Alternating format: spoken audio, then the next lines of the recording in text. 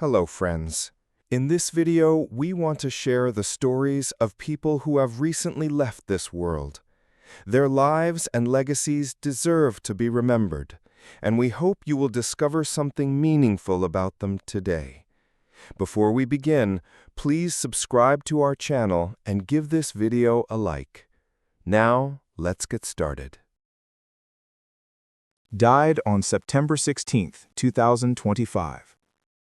Roger Clemson, 93, was one of the defining voices of Australian broadcasting, a newsreader, host, and radio presence whose calm authority and gentle warmth helped generations of viewers and listeners trust what they were hearing. Across 5 decades, he anchored 7 News in Sydney, guided the heartfelt surprises of This Is Your Life, and fronted the prime-time true crime series Australia's Most Wanted, all with an easy professionalism that made him a household name. Born on October 18, 1931, in Peterborough, England, Clemson emigrated to Australia in 1949 and entered the new world of television in 1956 at Channel 9, working as an announcer, weatherman, and newsreader. After a pay dispute prompted his exit in 1965, he moved to the 7 Network, where he became a fixture. He also found a second home on radio, hosting the afternoon shift on Sydney's 2GB from 1977, and later returned to 7's news desk, anchoring 7 News Sydney from 1989 to 1994, before stepping back to treat prostate cancer. Clemson's range made him unusually durable. He could deliver hard news with clarity, shepherd emotional reunions on This Is Your Life, 1977 to 80, and in the late 1990s bring steady empathy to Australia's Most Wanted. Off-camera, he gave decades to faith-based media, chairing the Christian Broadcasting Association, now Hope Media, from 1995 to 2005, work that colleagues say reflected the same kindness and steadiness viewers felt on air. In 2004, he received the Medal of the Order of Australia for his service to broadcasting and the community. Tributes after his passing described him as a gentleman of the newsroom, unflappable, generous to younger colleagues, and meticulous about getting the details right. It's why his sign-offs felt less like endings than promises that the world still made sense if you told the story carefully. Roger Clemson's legacy endures in the culture of Australian news, in the programs he helped define, and in the millions who recognized in his voice a rare combination of reassurance and respect. Died on September 18, 2025. Fausto Amodei, 91, was a pillar of Italy's modern protest song, a clear, uncompromising voice who helped invent a new way for music to speak about work, dignity, power, and memory. As a founder of the Turin collective Canta Cronache in the late 1950s, he brought literary wit and folk directness to a repertoire that refused both easy slogans and easy comforts. His best-known ballad, Per i morti di Reggio Emilia, remains one of the most searing laments in Italian culture, a stark melody carrying the names of the dead and an insistence that songs keep faith with history. Blending Brassens-like irony with the cadences of Italian street and shop floor life, Amodei turned satire into conscience and gave a generation a language for resistance. Born on June 18, 1934, in Turin, he came of age in a city whose factories and piazzas were classrooms as much as its schools.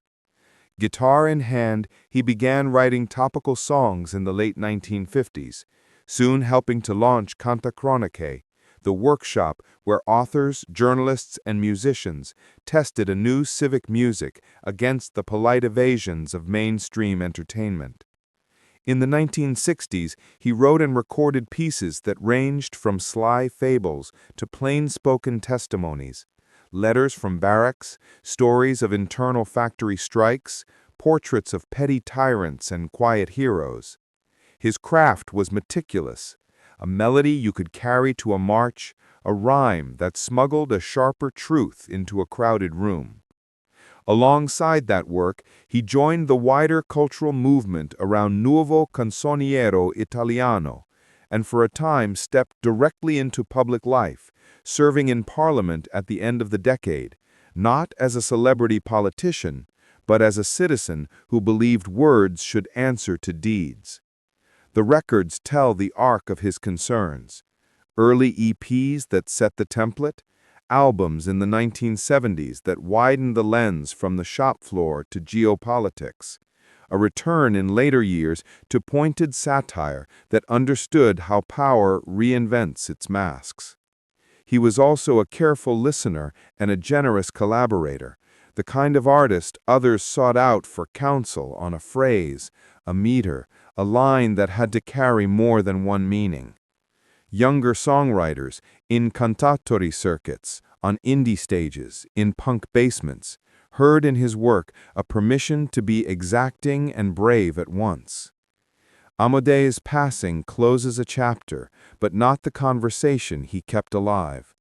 He will be remembered for the steadiness of his gaze, the precision of his language, and the quiet humanity that kept his protest from curdling into posture. In small clubs and lecture halls, on battered vinyl, and in digitized archives, his songs still do what he asked of them: name what happened, refuse to forget, and make listeners feel responsible for what comes next. Died on September 18, 2025. Ambroise Dupont, 88, was a Normandy conservative and long-serving French senator whose career braided local stewardship with international outreach. A farmer by profession and mayor of Vito-Ponfol for 45 years, 1974 to 2020, he carried the Pays d'Auge's concerns to Paris as senator for Calvados from 1989 to 2014, earning a reputation for diligence, courtesy, and a meticulous command of files. In the Senate, he chaired the France Caucasus Group, worked on European affairs, and cultivated parliamentary friendships that linked Normandy's agricultural and equine traditions to wider networks. Rooted in the countryside where he was born on May 11, 1937, Dupont believed regional identity and modernization could reinforce each other. As vice president of the Calvados Departmental Council and president of the Mayors Union, he helped launch the Festival de AOC de Normandie each May and the Equidays Horse Festival each October, signature events that showcased terroir and the equine economy at the heart of the Pays d'Auge. He also led the community of communes for the Cambremer area, part of a broader push to strengthen intercommunal cooperation. His long mayoralty spanned village-scale change into communal mergers, even after Victor-Ponfol's 2025 fusion into Victu-Enoge. He remained a reference point for local life. Dupont's service was recognized nationally and abroad. He was made a Chevalier de la Légion d'Honneur in 2015, and Japan awarded him the Order of the Rising Sun, gold rays with neck ribbon, for deepening bilateral ties through parliamentary friendship and cultural exchange, distinctions that echoed a career spent connecting a small Norman commune to the wider world. He is remembered at home as a builder of festivals, intercommunal structures, and patient compromises, and as a public servant who believed prestige follows service, not the reverse. Born on August 17, 1943, in Manhattan's Greenwich Village, Little Italy, Robert Anthony De Niro, Jr. would grow into one of cinema's most searching actors, the rare performer who can make silence feel dangerous and tenderness feel volcanic. To most of the world, he is the face of modern American film, Michael Vito Corleone in The Godfather Part 2, Travis Bickle in Taxi Driver, Jake LaMotta in Raging Bull, and the flinty professionals of Goodfellas, Heat, and The Irishman. 2 Academy Awards and a body of work that reshaped screen acting are the landmarks. The larger achievement is how he made psychological detail, breath, glance, stillness into an epic language. De Niro's beginnings were intimate and artistic. His parents, Robert De Niro Sr. and Virginia Admiral, were painters who met in the downtown New York art world. They separated when he was very young, and he was raised primarily by his mother in a series of small apartments, spending time with his father in studios where canvases and turpentine made creativity feel ordinary, not exotic. The neighborhood outside their doors was a second classroom. Italian grocers and street games, repertory theaters and corner diners, an urban collage that taught him to watch closely and listen hard. Shyness gave him a certain invisibility. He learned early that if you were quiet enough, people forgot you were there, and then you could really see them. School revealed the performer. In grade plays, he discovered the freedom of putting on another skin. And downtown movie houses fed an appetite that would never leave him. Post-war Italian films, American crime pictures, the charged naturalism of Brando, Clift, and Dean. He began to mimic voices and gestures not as parody, but as study, a private rehearsal room that fit in a small bedroom. Teachers noticed a boy who drifted from subjects that bored him and locked on to anything that felt like story, character, scene. Home life was spare but full of influences. Books and brushes lived beside stacks of old movie magazines. Friends came through who talked about light and composition the way other families talked about sports. That atmosphere made discipline feel like a craftsperson's habit rather than a school rule. He took odd jobs, wandered the city, and learned the map of its faces, the wary glance, the swagger, the bluff, that would later surface in his characters. By his mid-teens, he was already testing himself in neighborhood theater groups and small acting classes, quietly forming a conviction that the stage, and someday the camera, were the places where all that close attention could be turned into work. Before any formal conservatory training, before the collaborations that would define an era, the essentials were there. A boy from downtown New York with an artist's eye, a city's worth of human detail in his pocket, and a developing belief that the deepest truths on screen are often the ones you barely say out loud. As a teenager, De Niro turned curiosity into discipline. He left traditional school early to study acting in earnest, cycling through serious workshops where the craft was treated like a trade. At the Stella Adler studio, he absorbed an emphasis on text, imagination, and given circumstances. At the Actors Studio with Lee Strasberg, he learned the opposite pressure, ruthless emotional truth, the willingness to sit with a moment until it reveals itself. He spent nights in scene study and days watching people, training his eye the way his parents had trained theirs on canvas. The shyness that once made him invisible became a tool.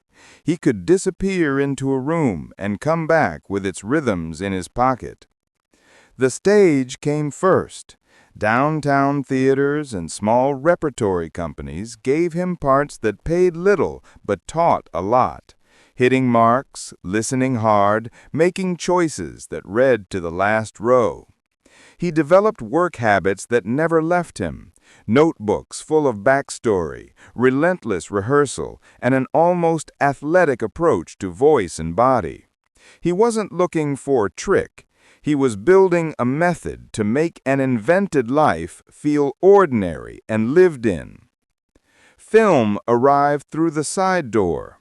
Brian De Palma cast the young actor in scrappy, low-budget features, The Wedding Party, shot in the early 60s, released later, Greetings, Hi, Mom, where De Niro's offhand realism cut through the satire.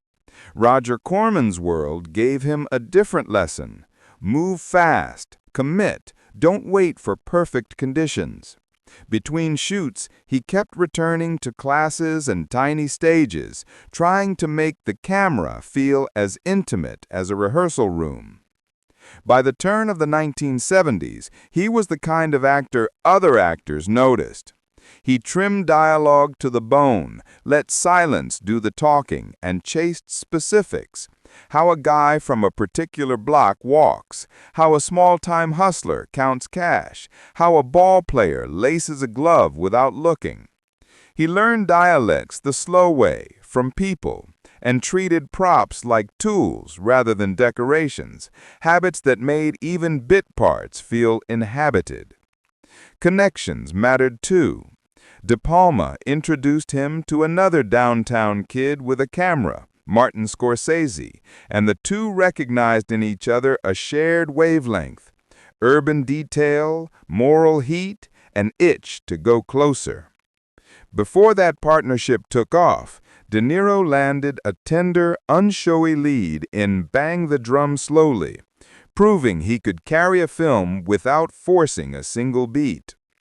The critical attention from that role, followed by the electricity of Mean Streets, put him exactly where years of study had aimed him, on the edge of a major break, with the craft to match the opportunity when it finally arrived. The break, when it came, redrew the map. Bang the Drum Slowly proved he could carry tenderness without sentimentality. Then Mean Streets lit the fuse. In The Godfather Part 2, he detonated it, speaking Italian, moving like a man who weighs every word. He built young Vito Corleone gesture by gesture and won the Academy Award. From there, a run like few in film history. Taxi Driver's Travis Bickle, a lonely hum that rises to a siren. The Deer Hunter, where grief sits in the body. Raging Bull, a transformation so total, voice, weight, footwork, that it redefined what preparation meant and brought a second Oscar.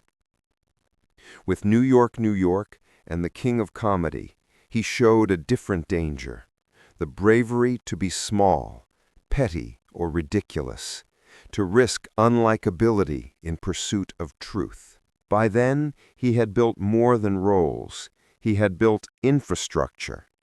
With Tribeca Productions and the Tribeca Film Center, and later the Tribeca Film Festival, he turned personal gravity into civic momentum, nurturing filmmakers and helping pull downtown New York back to life when it most needed it.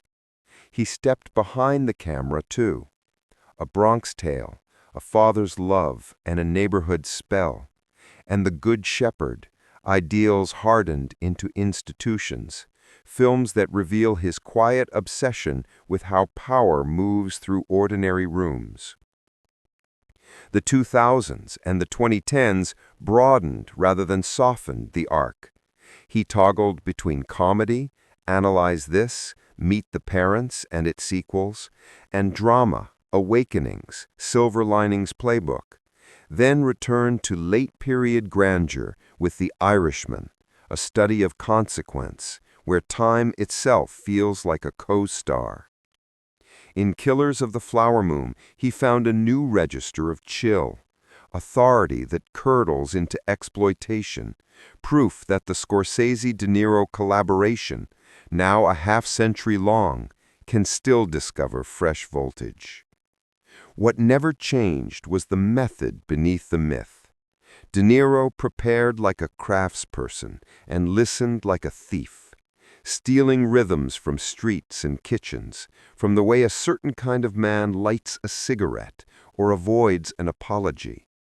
The bravura moments were earned by 1,000 quiet choices, a slower blink, a tighter jaw, a line swallowed instead of spoken.